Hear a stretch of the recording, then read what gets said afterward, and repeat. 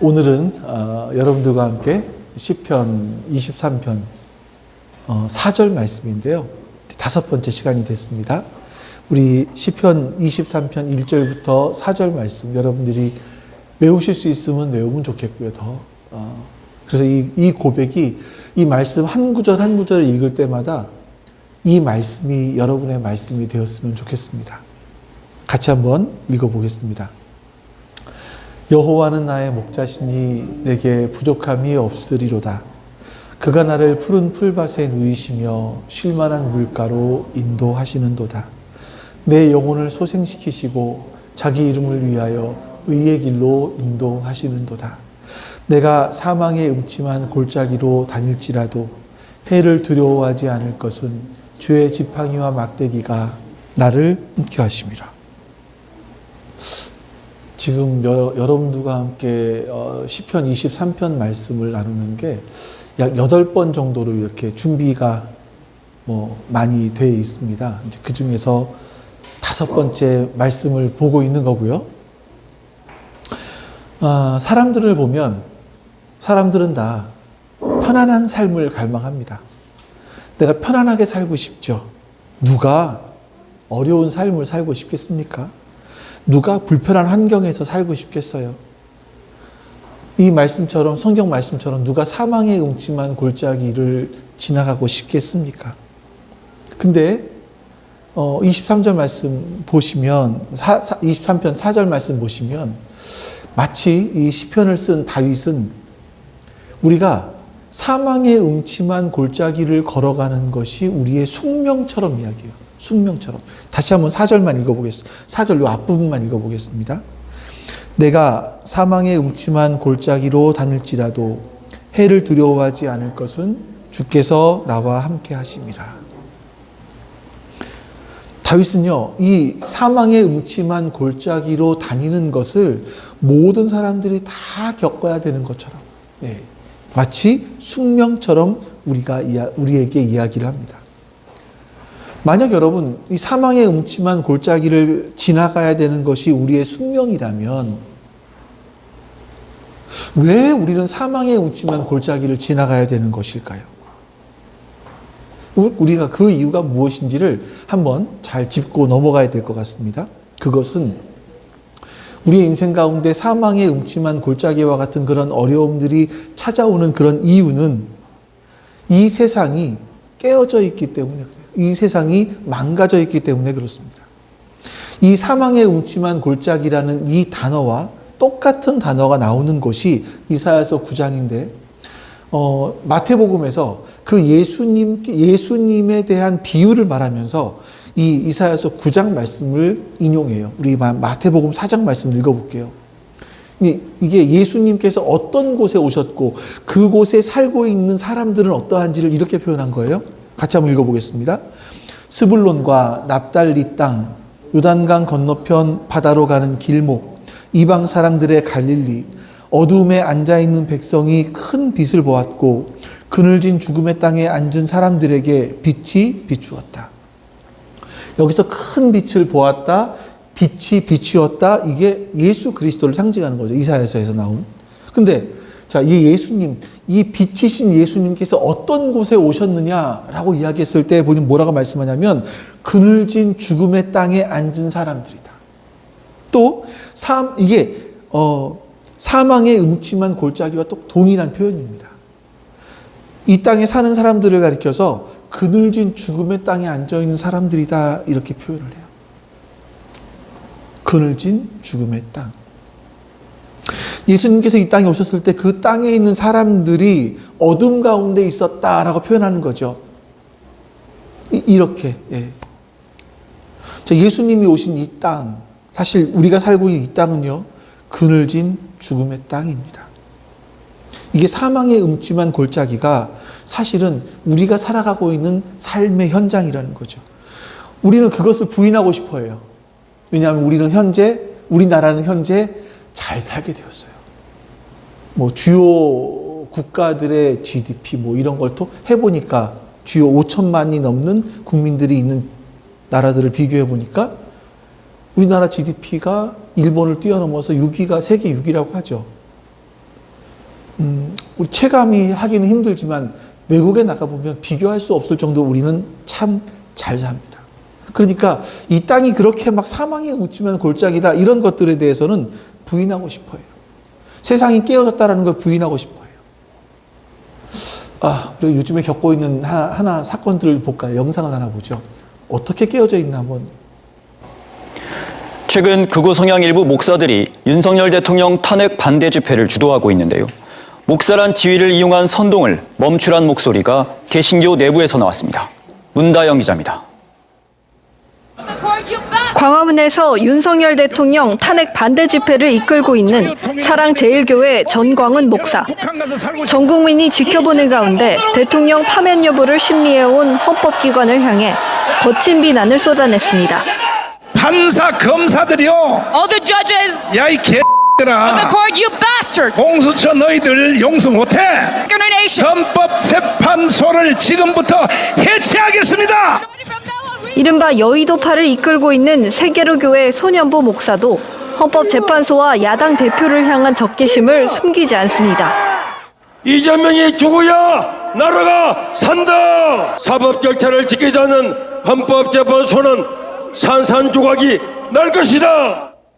극우의 얼굴로 떠오른 목사들을 보며 목사라서 죄송하다는 목소리가 개신교 내부에서 나왔습니다. 부산 맑은물교회 하창환 목사. 그저 목사라서 죄송합니다라는 얘기를 먼저 합니다. 그럼 지금 상황이 심각해서. 하 목사는 최근 자신이 쓴 시국선언문을 공개하고 목회자와 신자들에게 서명 참여를 촉구하고 있습니다. 도저히 예수를 따르는 제자의 언행이라 할 수 없는 모습이 광장을 메우고 있다. 교회가 소금과 빛의 역할을 하지 못했고 세상의 선전과 선동에 미혹돼 오히려 이를 확대 재생산하는 지경에 이르러 엎드려 참여한다는 내용입니다. 일부 대형 교회나 혹은 목회자들이 지금 극우 집회를 주도하고 있어서 사람들이 교회 전부 다 동참하는 것처럼 보이지만 교회 안에는 또 그렇지 않은 사람들도 꽤 많이 있거든요. 시국선언은 부흥사로 시작해 극우 개신교의 상징이 된 전광훈을 향해 목사 사칭과 선동을 멈추라고, 교단을 향해선 손연보 목사를 목사직에서 파면하라고 요구했습니다. 지금까지 목회자와 신도 약 1,500명, 개신교 단체 22곳이 서명에 참여했습니다. MBC 뉴스 문다영입니다. 네. 잠깐 보여드렸습니다만 제가 정말 걱정되는 게 뭐냐면 탄핵이 인용되면 어떤 폭동이 일어날까? 어저께 윤석열 대통령이 풀려났잖아요. 이 사람이 또 뭔 짓을 할까? 사실은 이런 걱정들이 사실은 됩니다. 이 민주주의 잠깐만 얘기를 드리면 민주주의라는 것이 대통령이나 국회의원들이 그렇게 많이 얘기하는 것처럼 주권이 국민에게 있다라는 거잖아요. 모든 권력이 국민에게서 나온다라는 건데, 근데 그 국민에게서 나오는 권력은 사실은 투표지 않습니까? 투표. 근데 이 국민이 다 주인이기 때문에 많은 다수가 이렇게 모여서 우리가 오라. 우리가 마음대로 해도 돼. 국민 저항권이 있어. 이렇게 얘기하다 보면 사회가 유지가 안 되잖아요.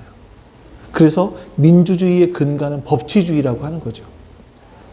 법 앞에서 모든 이런 규제를 정해놓고 이 테두리 안에서 국민 여러분들이 자유롭게 자신의 권력을, 주권을 사용해라. 이런 거 아니겠습니까?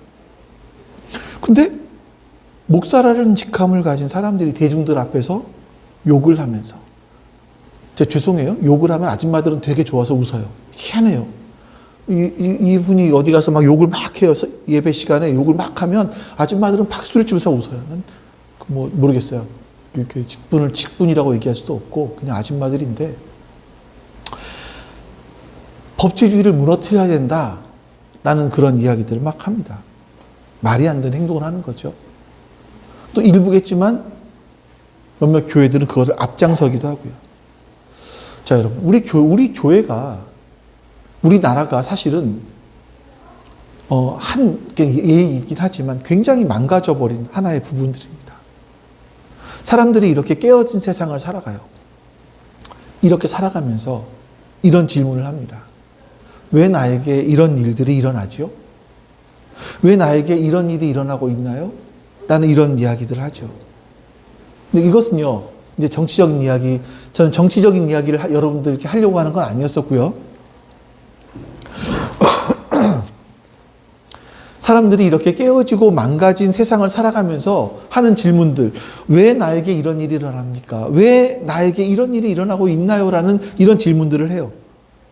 이건 성경이 가르치고 있는 세계관을 잘 몰라서 그러는 겁니다. 우리가 이 깨진 삶의 현장에서 고통을 겪을 때 그 원인이 나에게 있지 않을 때가 참 많아요. 때로는 내가 잘못해서 어려움이 찾아오는 경우가 있어요. 많은 경우에 그렇죠. 근데 나와는 아무 상관이 없는데 어려움이 외부에서 찾아오는 경우들도 있습니다. 그럴 때 우리 이렇게 말합니다. 왜 나에게 이런 일이 일어나지? 이런 물음들을 갖게 됩니다. 그건 어떤 분이 이렇게 비유를 했어요. 내가 수영을 하는데 왜 내 몸에 물이 묻지? 이런 것과 똑같다라는 거예요. 그러니까 수영은 물속에 들어가 하는 거잖아요. 당연히 수영을 하다 보면 물에 젖을 수밖에 없는 거죠. 마치 우리의 인생이라는 것이 이렇게 본질적으로 깨어진 세상 속에 살고 있습니다. 이 깨어진 세상에 살고 있다 보니까 그냥 자연스럽게 아픔이 우리를 찾아오는 것은 어쩔 수 없는 일이에요. 마치 수영을 할 때 우리 몸에 물이 묻는 것과 똑같은 거죠. 우리가 이 세상이 어떤 곳인지 사실은 여러분 현실적으로 인식할 필요가 있습니다. 우리가 살고 있는 이 세상을요 그대로 바라보는 것이 중요해요. 우리는 좋은 아파트를 갖게 되고 결혼을 잘하고 사회적으로 성공을 하게 되면 이런 고통들은 사라질 거야. 이런 수많은 속임수가 우리를 찾아옵니다. 근데 여기에 귀를 기울이지 말아야 돼요. 속임수입니다. 우리가 깨어진 세상 속에 살고 있기 때문에 사망의 음침한 골짜기를 지날 수밖에 없습니다. 사실은 그것만이 아니죠.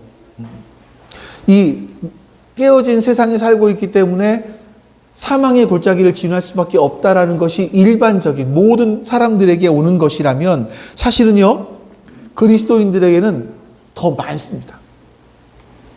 왜 그런지 아세요? 그게 우리가 의의 길을 걸어가기 때문입니다. 의의 길이 뭐죠? 지난주에 말씀드렸죠. 올바른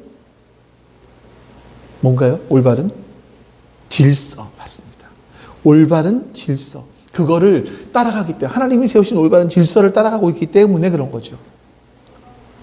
한번 생각해 보십시오. 제가 읽던 책 중에 하나 나오는 부분인데 세상에서는 사람들이 돈이 최고라고 생각을 합니다. 그래서 이런 말을 합니다.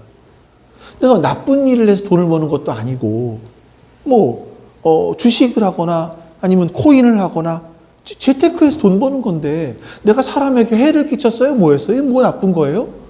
라고 이야기를 합니다. 근데 그분이 이런 얘기를 하더라고요. 오스기니스라는 분인데 돈을 버는 기술을 익히기 전에 돈에 대한 철학, 돈에 대한 신학을 세워라. 이런 얘기를 해요. 돈이 무엇인지, 나에게 어떤 것인지에 대한 철학을 세우고 기독교인들은 돈에 대한 신학을 세워라. 이렇게 얘기를 합니다. 자, 쉽게 이런 거죠. 사람들은 일반적으로 돈이 악한 것은 아니다. 돈은 가치 중립적이다. 맞나요? 돈을 사용하는 사람이 문제다. 돈을 사용하는 사람이 악하면 악하게 사용되는 거고 돈을 사용하는 사람이 선하면 선하게 사용되는 거다. 맞나요? 예수님은 뭐라고 말씀하십니까? 이렇게 말씀하세요. 예수님은요. 같이 읽어봅니다. 아무도 두 주인을 섬기지 못한다. 한쪽을 미워하고 다른 쪽을 사랑하거나 한쪽을 중히 여기고 다른 쪽을 업신 여길 것이다. 너희는 하나님과 재물을 아울러 섬길 수 없다. 예수님께서는요, 돈에 대해서 굉장히 강도 높게 얘기하세요. 우리가 일반적으로 생각하는 것처럼 돈은 가치 중립적이야. 사용하는 사람이 문제지 돈에게는 아무 잘못이 없어 라고 이야기했는데 예수님은 돈을 하나님의 반대쪽에 있는 것으로 말씀하십니다. 굉장히 중요한 성경에서 말씀하고 있는 부분들인 거예요. 자, 왜 그러냐면 우리는 돈을 가치 중립적인 것으로 보지만 예수님은 돈을 영적인 것으로 보세요. 이 영적인 능력이 있다는 거예요. 어떤 능력? 우리의 주인이 될 수 있는 능력.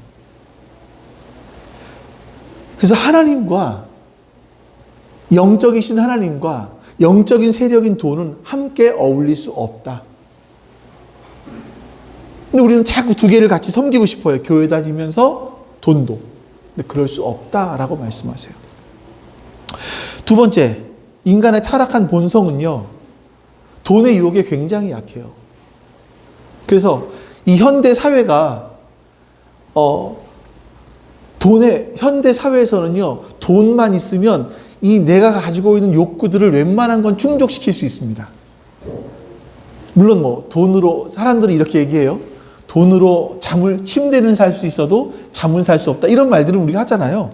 하지만 그걸 그렇게 중요하게 여기지 않는 사람들은요, 돈이면 다 돼. 이런 생각을 합니다. 이 말이 진리처럼 여겨지죠. 사람들은 돈으로 자신의 욕구를 충족하려고 하지만 사실 인간의 욕구는요, 잠깐 그걸로 채워진다 할지라도 그건 진통제와 같아요. 마약과 같아요. 잠깐의 쾌락이 있지만 금세 사라집니다. 이것 때문에 잠깐 동안 충족된 그 욕구 때문에 마약과 같이 또 다른 욕구들을 더 채우기 위해서 돈을 갈망하게 되는 것. 더 타락하게 만들죠. 마치 이게 이런 겁니다. 칼을 사용할 때 칼이 요리를 만들면 굉장히 중요한 도구인데, 좋은 도구인데 사람을 위해 사용할 때는 아주 무서운 무기가 되는 것과 똑같습니다. 근데 여러분, 우리가 이 세상을 살아가면서 돈에 대한 철학이 없어요. 그러면서 돈만 많으면 돼. 이런 생각이 우리를 지배하고 있는 거죠. 세상은 그래요. 근데 여러분, 우리가 의의 길을 따라요. 올바른 질서예요. 하나님이 세워놓으신 올바른 질서. 이것을 따라가다 보면 세상 사람들이 바라볼 때는 고지식하다라고 느껴질 수도 있을 거예요.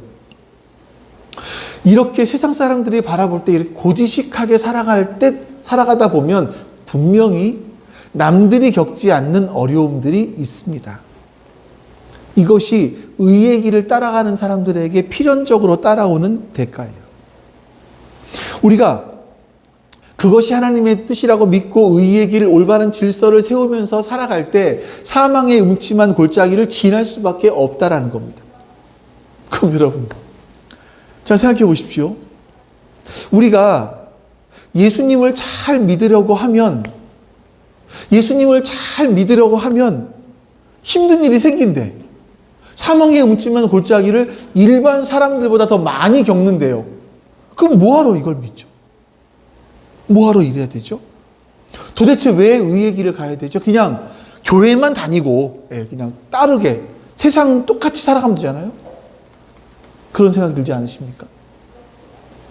시편 기자는 이렇게 말합니다. 내가 사망의 음침한 골짜기로 다닐지라도 해를 두려워하지 않을 것은 주께서 나와 함께 하십니다. 시편 기자는요, 이 다윗은 우리와 똑같은 깨어진 세상에서 의의 길을 걸어가려고 하나님께 세워놓으신 올바른 질서를 따라가기 위해서 살아갔습니다. 이러다 보니까 어려움을 겪었습니다. 그런데 그 어려움을 겪으면서 뭐라고 말합니까? 해를 두려워하지 않는다라고 이야기를 해요. 해를 두려워하지 않는다. 왜냐하면 그 사망의 음침한 골짜기에서 하나님을 만나고 있기 때문에 그런 거예요. 여러분, 이 다윗이 만난 하나님은 어떤 하나님입니까? 다윗은 이스라엘 백성들이 광야에서 처음 경험했던 그 하나님을 다윗도 만났어요. 자, 이스라엘 사람들이 출애굽하자마자 너무나 목이 말랐습니다. 우리가 지난번에 봤죠? 목이 말라서 고생을 하다가 마라에 도착했고 그 마라에서 쓴 물이 단물로 바뀌는 걸 경험합니다. 그래서 뭘 깨닫냐면, 하나님은 우리를 저주하시는 분이 아니고, 우리에게 병을 주시는 분이 아니고, 우리에게 재앙을 주시는 분이 아니라, 하나님은 우리를 치유하시는 분이시구나. 여호와 라파. 이 하나님을 경험한 거예요. 그들은 실제로 사망의 음침한 골짜기에서 나왔습니다. 이집트에서 그들은 아들을 낳으면 아들이 죽게 되는 그런 상황이었었어요. 그러니까 종족 말살의 위기 속에 있었습니다.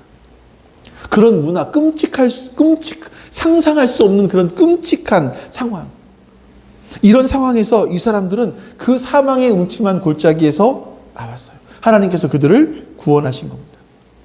하지만 사망의 음침한 골짜기에서 완전히 벗어난 것은 아니었었습니다.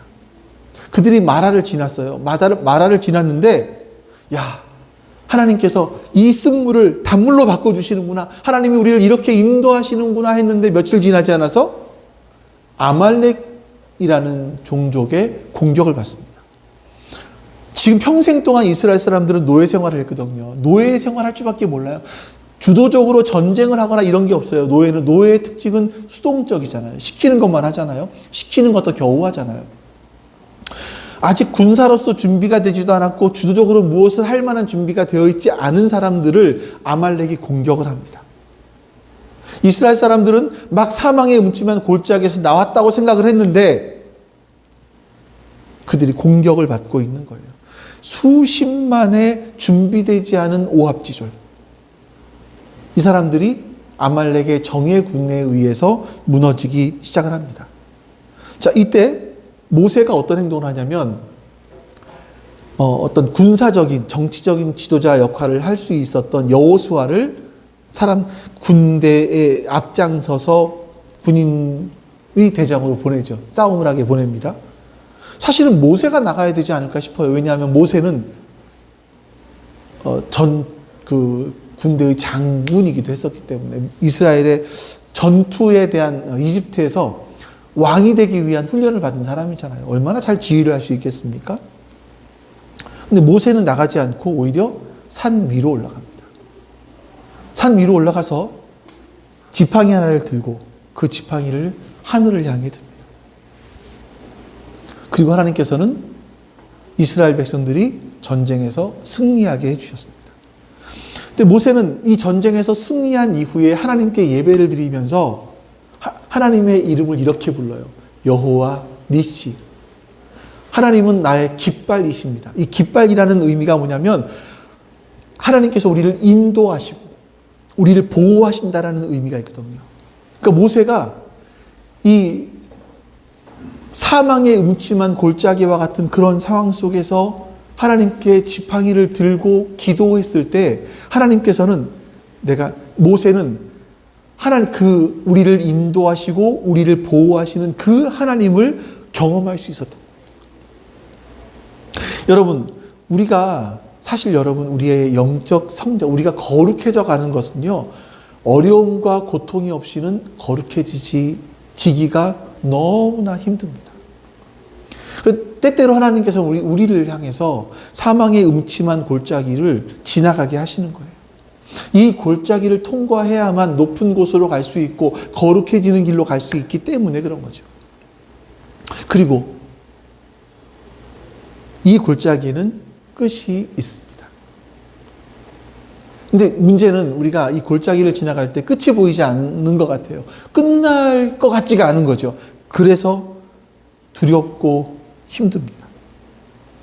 자, 그럼 여러분, 이 사망의 음침한 골짜기에서 어떻게 우리가 살아남을 수 있을까? 첫 번째로 우리의 목자가 되시는 그 주님을 의지하는 겁니다. 하지만 문제가 있습니다. 이 사망의 음침한 골짜기가 바로 하나님을 바라보고 하나님을 의지하고 하나님의 그 친밀함을 느낄 수 있는 곳인데 사람들은 그때 하나님을 의지하지 않아요. 어려움이 닥쳤는데 이상하게 사람들은 하나님을 찾지 않습니다. 예레미야 2장 6절 말씀을 볼까요? 같이 한번 읽어보겠습니다. 이집트 땅에서 우리를 이끌고 올라오신 분, 광야에서 우리를 인도하신 분, 그 황량하고 구덩이가 많은 땅에서 죽음의 그림자가 짙은 그 메마른 땅에서 어느 누구도 지나다니지 않고 어느 누구도 살지 않는 그 땅에서 우리를 인도하신 주님은 어디 계십니까? 하고 묻지도 않는구나. 여기서 죽음의 그림자가 짙은이라는 이 표현이 사망의 음침한이라는 것과 똑같은 단어예요. 하나님께서 이 죽음의 그림자가 드리운 그 땅에서 우리를 건져내시는 분이세요. 건져내셨어요. 근데 사람들이 주님이 어디 계십니까? 하고 묻지도 않는데요. 여러분, 우리가 이 사망의 음침한 골짜기를 지난다면 반드시 하나님을 의지해야 됩니다. 왜냐하면 하나님만이 우리를 이 죽음의 땅에서 건져내실 수 있는 분이기 때문에 그래요. 그 하나님은 여호와 니시이십니다. 우리를 인도하시고 우리를 보호하시는 깃발 되신 하나님이십니다. 사람들은 두 가지 이유 때문에 하나님을 찾지 않는 것 같아요. 한 가지는 너무나 편안해. 내 인생은 너무나 잘 굴러가요. 하나님을 찾을 필요가 없죠. 두 번째, 하나는 내 인생이 너무나 힘들어서 기도할 힘조차 없어서 하나님을 찾지 않습니다. 하나님이 주신 복으로 삶의 그 복이 우리의 삶에 가득할 때 하나님께 감사하며 하나님을 찾아야 되는 게 당연한 일이고, 우리의 인생에 어려움이 올 때 어려움 속에서 우리를 구원하시는 하나님을 찾는 것이 당연한 일입니다. 그러나 좋을 때는 좋아서 안 찾고 나쁠 때는 나빠서 안 찾는 것이 우리의 모습인 겁니다. 여러분, 우리의 인생 가운데 필연적으로 사망의 음침한 골짜기가 찾아온다면 거기서 살아남는 방법은 여호와 니시, 우리의 깃발 되신 그 하나님, 우리를 보호하시고 우리를 인도하시는 그 하나님을 바라보고 그 하나님을 찾는 겁니다. 그리고 바울처럼 내가 하나님을 의지합니다라고 여러분들이 선포하는 거예요. 바울의 인생을 보면 정말 힘들었습니다. 진짜 어렵고 힘들고 지치고, 어쩜 바울의 인생은 매일매일이 사망의 음침한 골짜기였는지도 모르겠어요. 근데 로마서 8장에서 이렇게 고백을 합니다. 우리 한번 같이 또 읽어볼까요? 누가 우리를 그리스도의 사랑에서 끊을 수 있겠습니까? 환난입니까? 곤고입니까? 박해입니까? 굶주림입니까? 헐벗음입니까? 위협입니까? 또는 칼입니까? 성경에 기록된 바 우리는 종일 주님을 위하여 죽임을 당합니다. 우리는 도살당할 양과 같이 여김을 받았습니다. 한 것과 같습니다. 그러나 우리는 이 모든 일에서 우리를 사랑하시어 주신 그분을 힘입어서 이기고도 남습니다. 여기서 말하는 환난, 곤고, 박해, 굶주림, 헐벗음, 위협, 칼, 이것들은 사실 바울이 겪었던 어려움들을 이야기합니다. 그래서 바울은 마치 도살당할 양과 같이, 도살장으로 끌려가는, 그래서 죽음을 앞두고 있는 양과 같이 여김을 받았다라고 말을 해요. 아무런 반항할 힘도 없는 그런 존재. 근데 바울은 이렇게 말하는 겁니다. 그러나 우리는 이 모든 일에서 우리를 사랑하여 주신 그분을 힘입어서 이기고도 남습니다.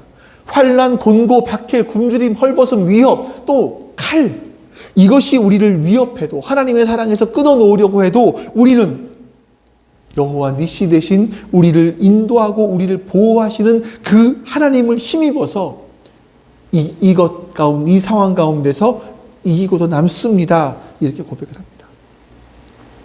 어떻게 바울은 이런 고백을 할 수 있었겠습니까?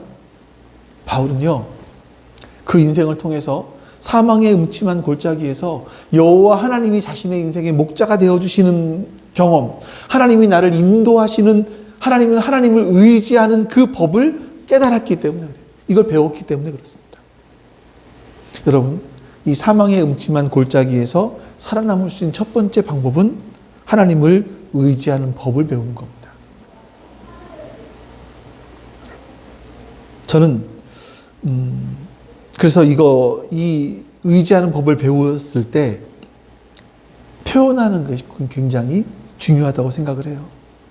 모세가 예배를 드리면서 여호와 니시라고 고백했던 것처럼 우리의 상황 가운데도 그런 고백, 연약하고 준비되지 않은 이스라엘 백성들이 이 아말렉의 공격 앞에서 처참하게 죽어갈 갈 수밖에 없을 때 모세가 했던 것이 뭐였었습니까?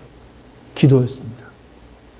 저는 바로 이 하나님께 내 상황들을 고백하고 하나님이 나를 보호하시고 인도하실 것을 믿는다고 고백하는 그것이 바로 기도라고 생각을 해요. 기도. 사람들은 말합니다. 기도가 이런 상황에서 무슨 도움이 될 수 있겠습니까?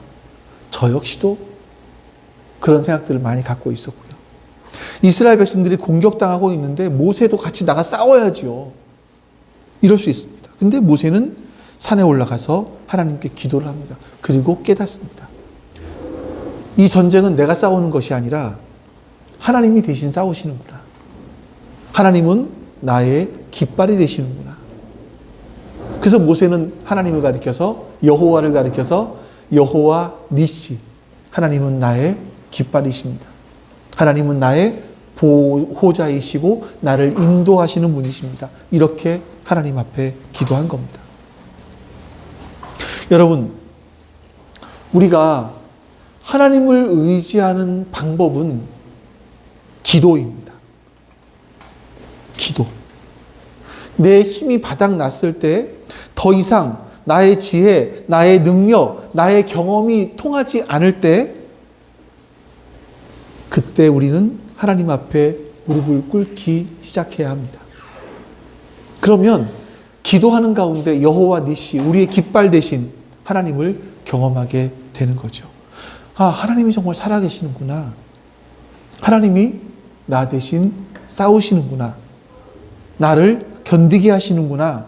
바울처럼 넉넉히 이기게 하시는구나. 이것들을 기도를 통해서 우리는 배울 수 있는 겁니다.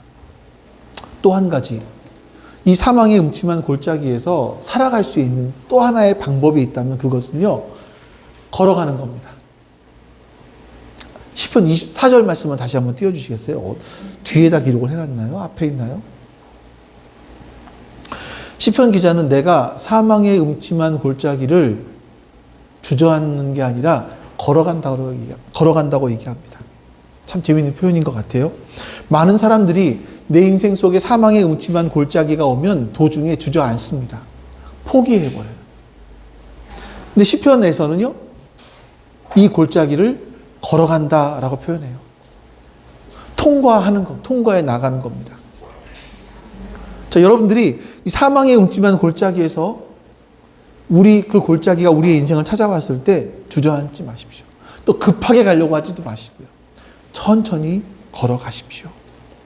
그냥 목자이신 예수 그리스도를 따라서 한 걸음씩 한 걸음씩 걸어가시면 됩니다. 얼마 전에 제가 상황들은 말씀드릴 수 없습니다만 예준이와 관련돼서 조금 예준이가 축구를 그만두려고 하는 그런 상황이 한 번 있었어요. 예. 친구들과의 관계의 적인 문제였었고, 그래서 일단 여러 가지 이야기들을 하면서 이제 감독님하고 이야기를 하고, 감독님하고 이야기를 하면서 이제 이 문제들이 풀려 나가게 됐죠. 근데 감독님이 했던 이야기가 뭐냐면, 어머니, 한 곱이 넘겼습니다. 이러드리는 거예요. 한 곱인 거예요, 한 곱이. 또 다른 고비들이 많이 남아있는 거예요. 무언가 어디로 가기 위해서는 아직도 많은 고비들이 남아있는 거예요. 그 사망의 음침한 골짜기가 아직도 많이 남아있는 거예요. 그러면 한 고비가 찾아왔을 때 주저앉을 거냐?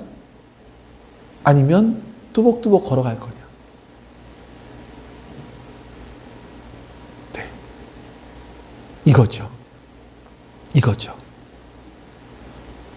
우리가 이렇게 걸어갈 수 있는 이유가 있다면, 주저앉지 않고 걸어갈 수 있는 이유가 있다면 예수 그리스도께서 우리의 목자이시기 때문에 우리는 걸어갈 수 있어요. 이때 가장 필요한 게 뭐냐면 견디는 겁니다. 견디는 거. 성경에서 가장 중요한 말씀한 덕목 중에 하나가 인내입니다. 인내, 견딤.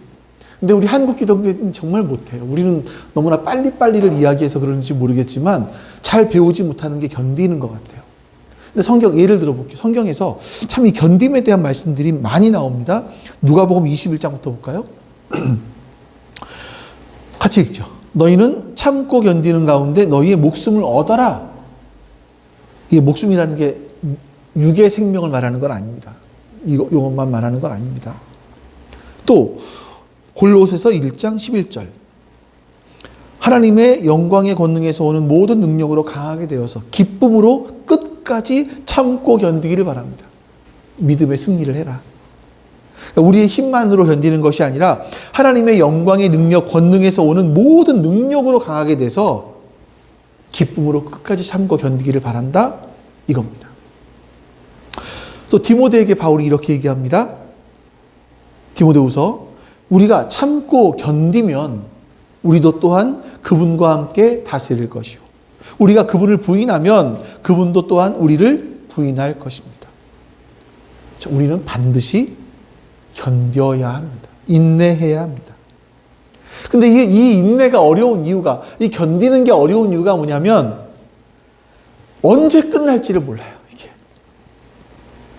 자전거의 예를 한번 들어볼게요. 자전거에서 주로 이제 쓰는 용어 중에서 업힐이라는 단어가 있고 다운힐이라는 단어가 있습니다. 위를 올라갈 때는 위로 올라가는 거예요. 올라가는 오르막길을 갈 때, 내리막길 갈 때 자전거 타는 방법들이 있죠. 근데 오르막길을 올라갈 때는 참 힘듭니다. 왜냐하면 어디가 끝인지를 알면 되는데 얼마큼만 더 가면 되는데 이걸 모르잖아요. 막 출 힘을 다해 저단 기어로 내려놓고 막 열심히 밟고 갔는데 도저히 못 가겠는 거예요. 그래서 내려왔어요. 그래서 이제 자전거를 끌고 올라갑니다. 끌바라 그래, 끌바. 바이크를 끌고 간다. 이런. 끌바라고 하는데, 끌고 올라가는데 딱 꼬부라지니까 언덕, 꼭대기예요. 어떨까요? 기분이 그러면. 뭐 허탈감, 허무함, 이런 패배감, 이런 게 있지 않겠습니까? 꼬부라짐은 정상인데. 여러분, 우리가 사망의 음침한 골짜기를 지날 때 어려움은 끝이 보이지 않습니다. 이 골짜기에 있을 동안에는요, 이 우리의 인생의 전체 그림이 보이지를 않아요. 전체 그림은 어디서 보이냐면 정상에 올라갔을 때야 비로소 전체 그림이 보입니다. 자, 왜 우리의 인생 가운데서 이런 어려움이 왔는지 이해가 안 돼요. 언제 끝날지 몰라요. 어디로 가는지도 모릅니다. 사람들은 못 견뎌요. 하지만 우리는 견딜 수 있습니다. 그 이유가 뭡니까? 그것은 예수님이 우리의 인생의 목자가 되어주시기 때문이에요. 우리는 주님을 따라가는 겁니다. 주님을 따라가면 주님께서는 선한 목자이시기 때문에 우리를 이끌고 가시는, 선한 목자가 우리를 이끌고 가시는 그곳은 푸른 풀밭이고 쉴만한 물가라는 것을 알고 있기 때문에, 믿고 있기 때문에 우리는 주님의 인도하심을 따라서 걸어갈 수 있는 겁니다. 뚜벅뚜벅. 견디면서, 인내하면서. 그러면 그 끝이 푸른 풀밭이고 쉴만한 물가일 거예요. 그것을 언제 볼 수 있냐면 골짜기에 있을 동안에는 못 보고 그 골짜기를 다 올라가서 정상에 올라가면 이게 이래서 그랬구나. 하나님이 나를 이런 부분을 고치시기 위해서 그랬구나. 그래서 어려움이 있었구나. 라고 말할 수 있을 겁니다. 여러분, 지칠 때가 있죠? 포기하고 싶을 때가 있고 나는 여기까지야 라고 말하고 싶을 때가 있습니다. 그때 여러분 선한 목자이신 주님을 끝까지 따라가 보십시오. 견뎌 보십시오. 디모데 후서에서 이렇게 말합니다. 우리가 참고 견디면 우리도 또한 그분과 함께 다스릴 것이요. 우리가 참고 견디면. 여러분, 여호와 니시, 우리의 승리의 깃발이신 주님, 우리를 보호하시고 우리를 인도하시는 그 주님. 그 주님은 우리가 사망의 음침한 골짜기를 뛰어넘게 해주시는 하나님의 능력이십니다. 이건 처절하고 어둡고 추운 위험한 골짜기를 지나본 사람만이 사실은 고백할 수가 있어요. 온실에서 자란 화초들은 이런 고백을 못합니다. 푸른 풀밭에서 맨날 푸른 시냇가에서 물장구 치던 사람들은요, 여호와 니시라는 걸 절대로 고백할 수가 없어요. 이스라엘 백성들이 아말렉의 공격을 받아서 종족 말살의 위협을 받고 생명을 잃을 위기 속에 있었을 때 그들은 하나님께 기도하며 매달렸습니다. 하나님께서 그들을 구원하신 후에야 그들은 하나님이 우리의 깃발이시구나. 진짜 하나님이 나를 인도하시고 나를 보호하시는구나. 세상의 돈이 아니었구나. 세상의 권력, 세상의 어떤 사람들이 아니었구나. 하나님이 나를 인도하고 보호하시는 분이시구나. 이것을 깨닫게 되는 거죠. 여기 계신 분들이 의의 길을 따르다가 혹은 그 길을 따르기 전에도 인생을 살다가 어려움과 지칠 수 있습니다. 그때 여러분, 하나님께서 여러분을 붙잡고 계신다라는 사실을 기억하십시오. 그리고 그 기간 동안에 내가 이 기간이 하나님이 나를 붙들고 계시는 것을 경험할 수 있는 기회구나라는 것을 다시 한번 생각해 보십시오. 자, 마지막으로 한 분이 쓴 책에, 목자가 본 시편 23편이라는 책에 나온 한 토막을 여러분들께 인용해 드리면서 말씀을 맺겠습니다. 나는 사랑하는 아내가 저 높은 곳으로 떠날 때 하나님의 위로가 무엇인지 절실히 깨달았다. 2년 동안 우리는 그 아름답던 몸이 암으로 무너져가는 비참한 모습을 보면서 지켜보며 사망의 음침한 골짜기를 걸었습니다. 죽음이 가까워졌을 때 나는 아내의 손을 잡고 침대 머리맡에 앉았습니다. 조용히 우리는 사망의 골짜기를 지났습니다. 우리들은 고요한 중에 그리스도께서 그 자리에 함께 계심을 깨달았습니다. 두려움이 없었습니다. 아내는 단지 저 높은 곳으로 올라간 것이었습니다. 여러분, 우리도 언젠가 그 사망의 음침한 골짜기의 최종 버전이라고 할 수 있는 죽음을 맞이하게 될 겁니다. 하지만 켈러와 그의 아내는요, 하나님과 함께 있었습니다. 그렇기 때문에 인생의 마지막, 이 사망의 음침한 골짜기를 의연하게 걸어갈 수 있었던 거죠. 여러분, 우리 하나님은, 우리 예수님은, 우리의 목자 되신 예수님은 여호와 니시이십니다. 우리의 승리의 깃발이십니다. 우리를 인도하시고 우리를 보호하시는 분이십니다. 세상의 그 무엇도 우리를 보호하지 못하지만 하나님은 우리의 깃발이 되십니다. 여러분, 그 승리의 깃발 되신 주님께서 우리와 함께 하세요. 그분께서 여러분들을 붙잡고 계십니다. 결코 놓치지 않으십니다. 그 사랑에서 우리를 어느 누구도 끊어놓을 수 없습니다. 우리가 그 주님을 의지하고 따라간다면 사도 바울이 고백했던 것처럼 우리도 지치고 힘들고 낙심될지라도 넉넉히 이긴다고 고백했던 그 고백을 우리도 하게 될 것입니다. 더불어서 더 높은 영적인 성장이, 더 거룩해짐이 우리 가운데 찾아오게 될 것입니다. 저는 사망의 음침한 골짜기와 같은 이 세상을 걸어가고 있는 여러분들과 제가 함께 주님께 더 가까이 나아가기를 원하고, 그 끝에 우리의 승리이신 여호와 니시의 하나님을 우리의 입술로 고백할 수 있게 되기를 간절히 소망합니다.